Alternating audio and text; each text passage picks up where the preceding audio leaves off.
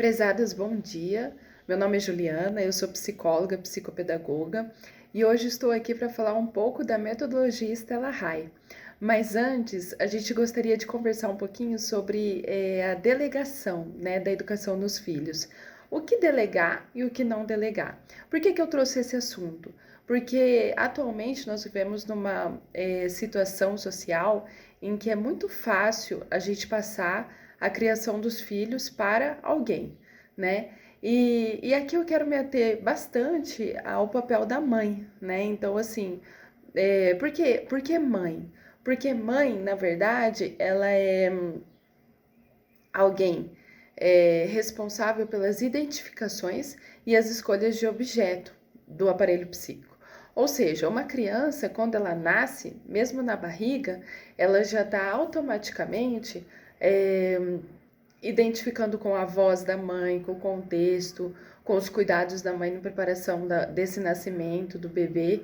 Só que, na maioria das vezes, a gente não percebe, como mãe, que nós estamos já determinando algumas escolhas, né? E quando nós damos à luz a esse filho, a gente tende a achar que as pequenas coisas não são importantes na educação, né? Então, por isso que eu gosto de trabalhar bastante esse assunto, porque é um assunto que ele trabalha com o ser mãe e com o ser filho, né? Então, a mãe, na verdade, ela já se torna mãe 20 anos antes dela ser mãe. Por quê? As construções teóricas que ela vive, as construções sociais, né? Então, a casa que ela mora, os pais, a educação, a escola, tudo isso, digamos que influencie na maneira como você depois vai desempenhar a sua função. Quando eu digo mãe, é aquela mãe que gera, mas também é aquela mãe que acolhe, né? Alguma criança como se fosse seu filho e cria como se fosse seu filho, né? Então, existem alguns pontos importantes para que as crianças elas se sintam num campo seguro, né? O primeiro deles, por exemplo, é a questão da educação. Você não consegue educar uma criança se você não buscar o conhecimento, né? Se você não lê em lugares seguros, né? Em fontes seguras sobre a educação dos seus filhos. Se você não estudar, não perguntar para pessoas que vivenciaram esse processo educativo, né? Não ter um apoio bibliográfico sobre isso. Então, e essa educação, como eu já disse, ela vem muito antes de você se tornar mãe. Então, quando você está lá na adolescência, na juventude, você já vai acolhendo algumas construções que te levam até direcionar se você vai se tornar mãe ou não. Mas a partir do momento que você se tornou mãe, você já não é responsável só pela sua educação. Você é responsável pela educação do seu filho. Mas antes da educação do seu filho, vem a autoeducação, não é? Então são coisas simples, né? Por exemplo, quando você leva seu filho no médico, o médico fala assim: lave o nariz com soro, né? O médico está falando que deve lavar o nariz com soro. A sociedade em geral aceita, né, de uma certa forma essa lavagem do nariz com soro.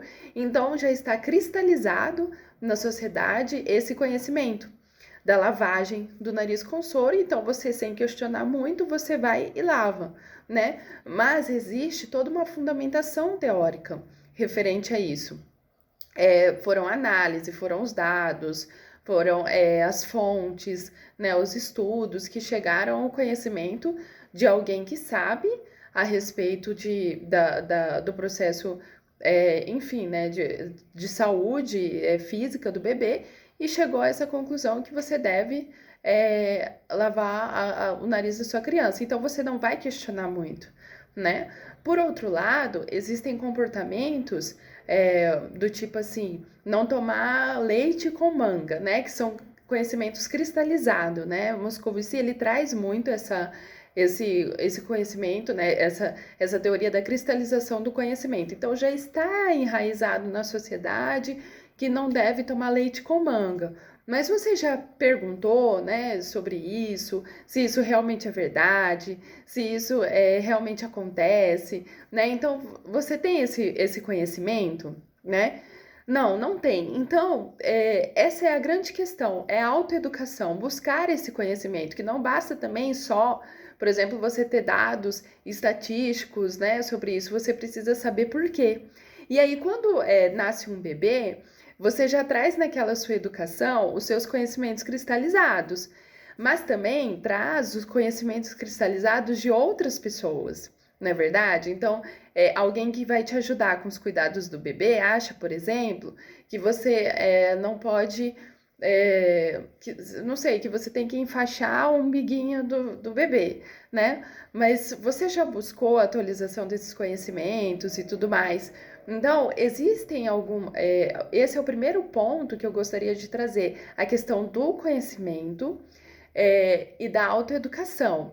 Então, não adianta você ter um filho ou querer ter um filho se você não se sente uma pessoa educada, né? Uma pessoa que gosta de estudar, que gosta de pesquisar, que gosta de buscar referências teóricas sobre isso, porque você precisa fazer isso. Porque se você não fizer isso, vai entrar o segundo ponto importante para uma mãe, que é a questão da autoestima. A sua autoestima não vai te trazer o terceiro ponto, que é a segurança.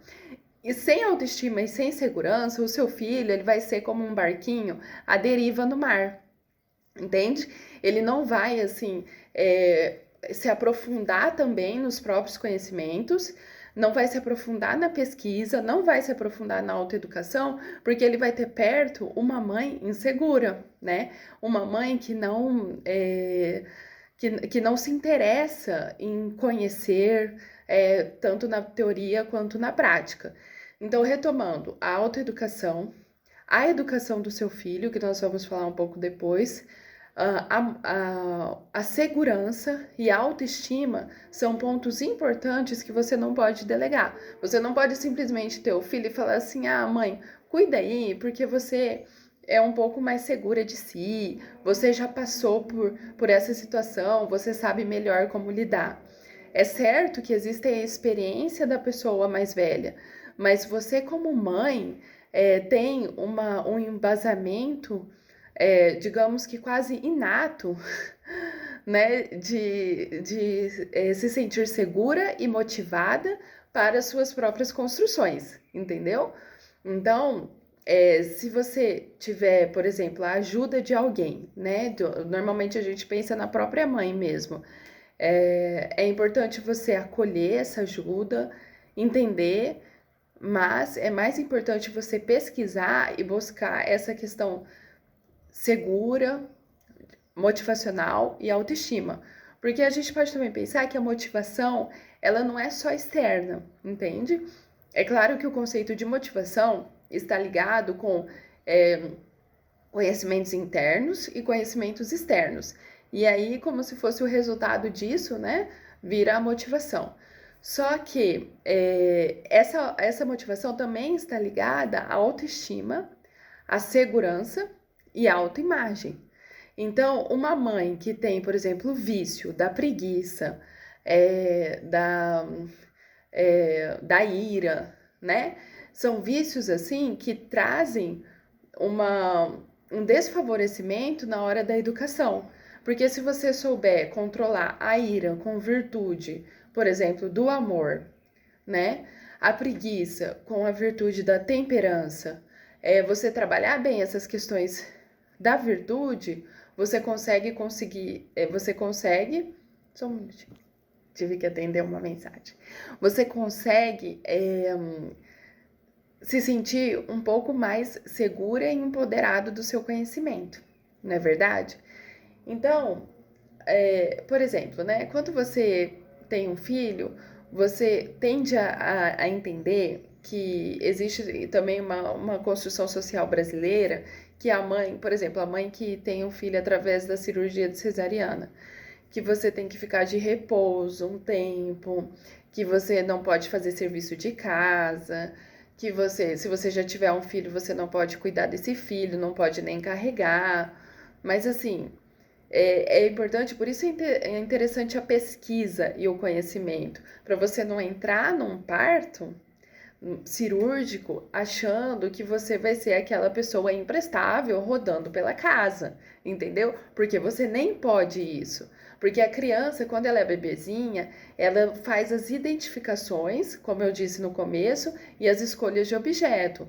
Então, se ela sentir do lado a presença de uma mãe preguiçosa, uma mãe vítima, uma mãe que acha que não pode, assim, fazer nada, não pode nem carregar uma panela, uma mãe que pode vestir qualquer roupa, que pode estar do jeito que quiser, porque tem salvo-conduto, ela vai automaticamente se sentir num campo inseguro, entendeu? Por quê? Porque essa mãe está insegura.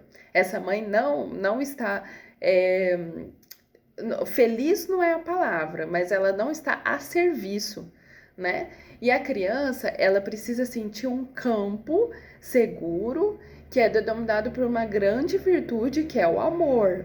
E o amor, lembrando que não é um amor sentimento, né? Quando a gente pensa em amor, a gente pensa naquela mãe que ama, que sente, que escreve no Instagram, no Facebook, meu filho, minha vida, que espera um super presente de Dia das Mães. Mas, na verdade, o amor, ele está intimamente ligado com o servir, né? Por quê?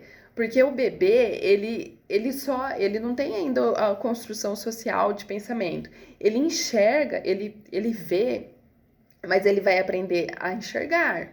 Ele tem o estímulo de colocar na boca o peito, mas ele vai aprender a sugar, ele vai aprender a comer, não é verdade? E a mesma coisa, como ele vai aprender que ele está seguro se ele não sente que estão servindo ele, né? Aqui o Winnicott ele traz muito da mãe suficientemente boa, entendeu? Que é a mãe que não é nem super boa e nem nada boa, é uma mãe suficientemente boa, é uma mãe que traz um campo seguro. E como eu falei, esse bebê não vai sentir amor se você ficar só com as palavras com ele. Bebê, eu te amo, com certeza isso adianta.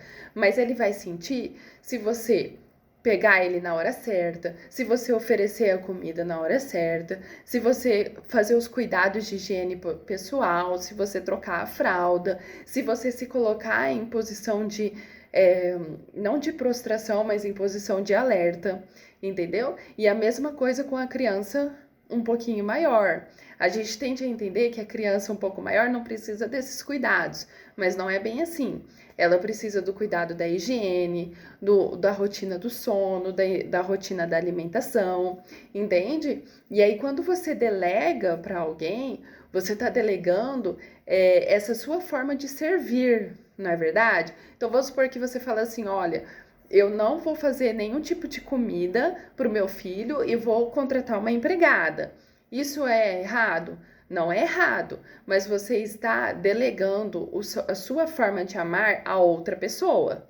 E sendo ainda correndo um risco, porque se essa pessoa usar uma coisa estragada ou usar um tempero que a criança não gosta, ela simplesmente não vai comer, entendeu?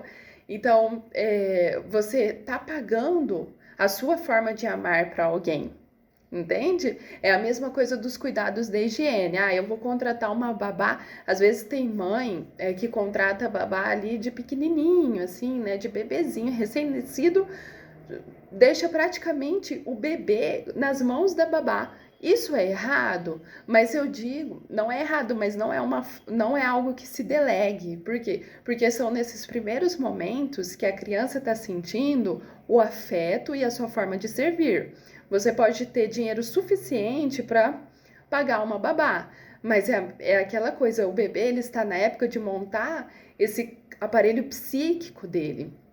Entendeu? De fazer essas identificações, de sentir quem que é a mãe, quem que é segura. Tanto que depois que cresce, muitas crianças acham que a babá, elas acabam se sentindo mais amadas pela própria babá e pela empregada do que pela própria mãe, entendeu?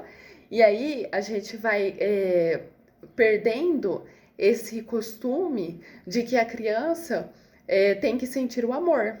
A gente vai achando que Ah, é natural que a criança não se sinta amada, que a criança vá para a escola, vai para babá, vai para empregada. Mas na verdade, por quê? Porque você passou um bom caminho da sua vida e da vida da sua criança delegando as suas formas de servir, não é verdade? Então, assim, é, retomando, autoeducação, autoestima, segurança, higiene, né? E essa higiene, essa alimentação, esses primeiros cuidados, eles começam de bebê. Então, se você fizer, se você pôr a mão na massa, quando, à medida que o tempo passa, você vai assim entendendo que é muito melhor você fazer do que outra pessoa fazer. Ainda que gere um pouco de dor, ainda que você chore, ainda que você se sinta assim, despreparada, mas aí entra lá no primeiro ponto, que é a questão da autoeducação. À medida que você vai se autoeducando, você vai percebendo que você é capaz sim. E que você, de repente, é capaz de cuidar de um bebê, dois bebês, três bebês, e você fala, nossa, eu sou capaz até de cuidar de gêmeos, entendeu? E aí eu vou delegar coisas que não vão ser muito direta para a educação do meu filho, né? Então, por exemplo, a higiene e os cuidados que são indelegáveis, mas eu posso delegar, por exemplo, alguém que lave meu chão, não é verdade? Alguém que passe a minha roupa, entendeu? Mas é importante eu botar a mão na massa para que o meu filho, a minha filha se sinta inteiramente amado, entendeu? Nesses primeiros cuidados.